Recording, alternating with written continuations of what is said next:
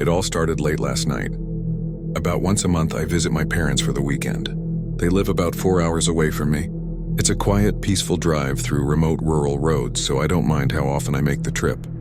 Last night's drive was like many others, with the only exception being that I left later than usual.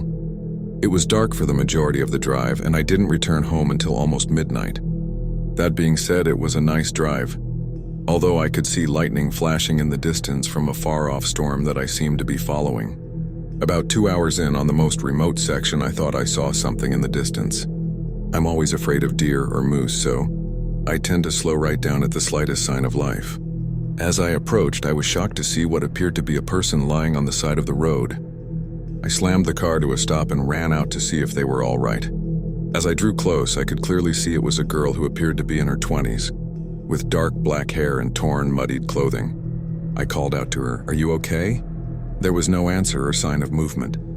I quickly crouched down and put my fingers to her neck as I had seen on TV, trying to check for some sign of vitals.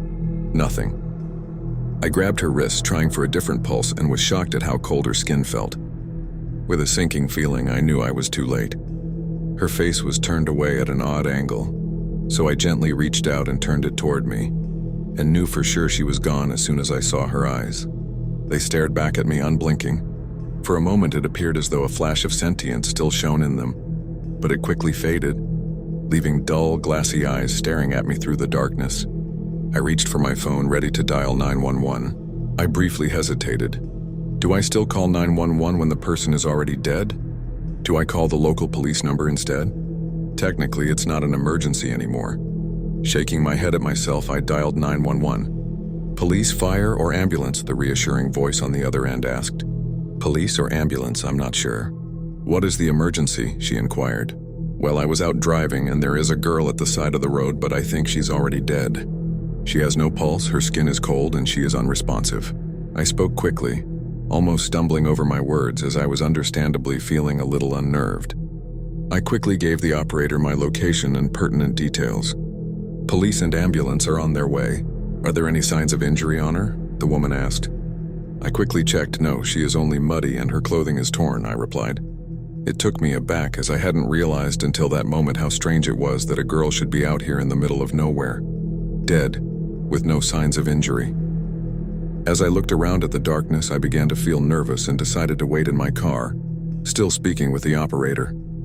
The police showed up fairly quickly, and the officers asked me a few short questions before I was allowed to continue on my journey. As I continued driving, I tried to shake off the events of the night, but as I was driving through darkness with no means to distract myself, I understandably found it hard to forget. I finally arrived home, ready to go straight to bed. A little embarrassed, I left the hallway light on outside my door. It may seem silly, but it was my first experience even seeing a dead body, and I was feeling a little creeped out. Normally, my roommates would help me feel secure, but both were gone at the moment, and the apartment felt strange and empty without them. I fell asleep fairly quickly, but suddenly woke up around 2:30 a.m. It took me a second to realize why everything felt wrong. The hallway light, which I had purposefully left on to shine some light in the room, was out. As I realized this, a cold shiver crept over me. I lay in the still darkness, waiting for my eyes to adjust. Slowly, familiar shapes emerged: my desk, my dresser. Even my yoga mat curled awkwardly in the corner startled me until I recognized it. I let out a slow breath, telling myself everything was fine. The room was quiet, the night outside calm. Eventually, my heartbeat settled, and I closed my eyes, letting sleep take me again.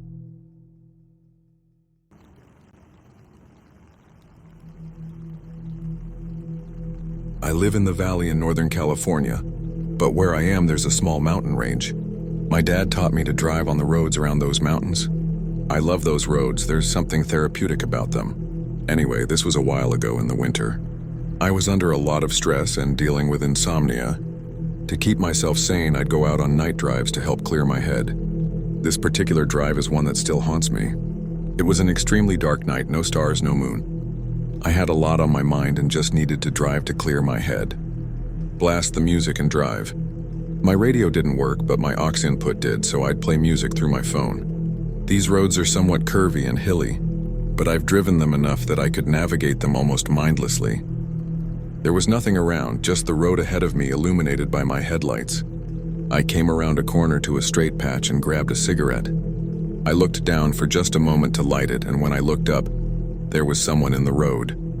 I slammed on my brakes. What the fuck? It scared the crap out of me.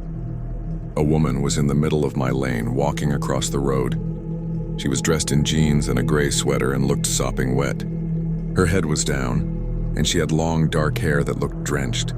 I couldn't see her face. She didn't have a purse or a bag. I didn't see any vehicles anywhere. There were no homes or buildings around the area. Why was she out here? She didn't seem fazed by the fact that I almost hit her, or that there was now a car right in front of her. She just kept walking. Something wasn't right. My heart was already pounding from almost hitting her, but the fact that she didn't acknowledge it made it even weirder. I turned down my music, put my car in park, and stepped out. Hey, are you okay? I don't know if this has happened to anyone else, but when my adrenaline gets pumping, it's like my photographic memory kicks in and I remember every single detail. After the words came out of my mouth, she stopped walking but kept facing the side of the road. I saw her hands and they were almost white. I noticed wet footprints and small puddles leading from the other side of the road. She was definitely wet and it seemed like she was shivering. Are you okay? I called again. She didn't move. I bent down to grab my phone from my car, but when I looked back up, she was gone. I turned on my phone's flashlight and looked all around for her. Nothing. I walked up and down both sides and looked in the ditches along the road. She was just gone. After a few minutes of searching and yelling for her, I had a reality check and realized I was out in the middle of nowhere, alone, in the pitch dark. I got spooked and decided to just get the hell out of there. On the way back to my car, I realized the wet footprints and puddles where she had been were gone. Completely gone. There was nothing wet anywhere, and they couldn't have dried that fast. Jesus Christ, what the fuck is going on? Not really knowing what to think, I just got in my car and started driving again. I turned on my music and finished my smoke. About 10 minutes later, my heart finally settled and my brain wrote it off as nothing. Probably some kids playing a prank. Honestly, I was so stressed at the time I didn't have the energy to worry about anything else. I just needed to clear my head. The road I was on came to a fork, Harrington Road. I knew turning left would get me home faster, but I turned right and continued on. Now judge me if you must, but let's be real. We've all done this at some point. I was driving along and I farted. It was loud and longer than average, but when I farted, I heard someone giggle. Thinking it was part of the music, I turned down the stereo. I heard it again. It sounded like it was coming from behind me. I turned the cab light on to look. Nothing. That was weird. Damn, girl, you're losing it. Maybe I was thinking so hard I could actually hear my own thoughts. That didn't even make sense. I needed sleep. Then I felt a pressure on my neck. Stress, I thought. I reached back to rub it, but it wasn't my neck that I grabbed. It was an ice-cold hand. I fucking flipped. I slammed on my brakes, threw the car in park, and flew out. Someone was in my car. I stood in the middle of the road in complete shock and horror. Shit, my phone's in there. I had left my door open, so the cab light was on. I didn't see anyone inside. For what felt like a lifetime, I stood there with my hands over my mouth, contemplating what to do. I slowly stepped closer, examining all I could see. My phone was sitting in the console. I decided to go for it. I don't think I've ever moved that fast, but I grabbed it. No service, dread washed over me. I put on the flashlight and decided I just had to get the fuck out of there. I ripped open the back door, nothing, but the back seat was wet. I popped the trunk, nothing. Then I suddenly got an overwhelming feeling that I was being watched. Headlights came up quickly ahead of me. A truck pulled up and the driver's window rolled down. It was an older man, looked like a farmer. He had a look of concern. That's when I realized I probably looked freaked out of my mind. I was shaking. "Everything okay here, miss?" he asked. Not wanting to sound like a total nut, I tried to compose myself and decided to make something up. Oh yeah, just needed something out of my trunk. His demeanor changed completely, and he said something that still haunts me. "Okay, sweetheart, but this isn't a place for sweet little things like you to be. You just never know what's out here waiting. Best be on your way." I slammed my trunk closed as he drove away. At this point, I was freaked, but mostly pissed. It felt like I was being pranked. I got in my car and drove as fast as I could. My mind was racing. What the heck did that creep mean? Never know what's waiting out here. And the way he emphasized waiting, like something was watching me. Why was the seat wet? What did I feel on my neck? Okay, let's be rational. There's nothing out here, nothing in your car. You're stressed and your mind is exhausted. You've got this, just get home. I drove faster than I knew was safe, but I didn't care. I left the cab light on and kept an eye on my rearview mirror. I just needed to get home. I knew exactly where I was. I had just passed a bridge that was halfway down this side of Harrington Road. There was no point in turning around, I just needed to keep going. This road would lead to the highway. I kept rubbing my neck where I felt the hand. Was it that girl? Was that a ghost? No, don't go there, just focus on the road. Ahead, my headlights lit up a road sign and the road came to an end. I could not believe what I was looking at. Harrington Road. I was just on Harrington Road. How was I at the fork again? In that moment, my stereo came on at max volume. It was white noise with a faint voice screaming, "They're coming."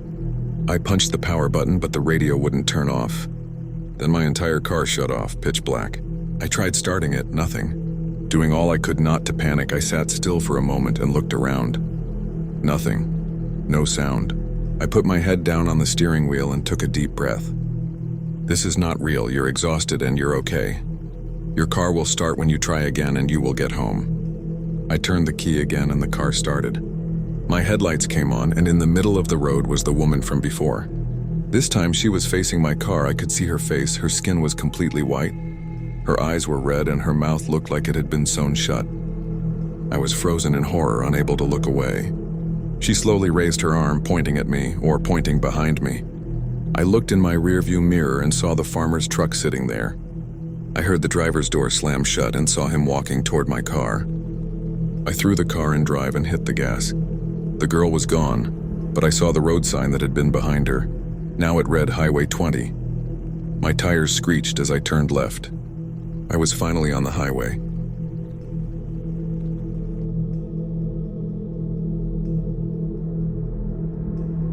Several years ago, when I was living at college, I would often go home on weekends.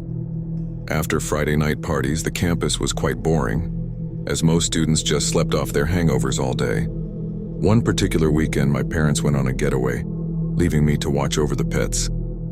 I'm an only child, so I had the house to myself.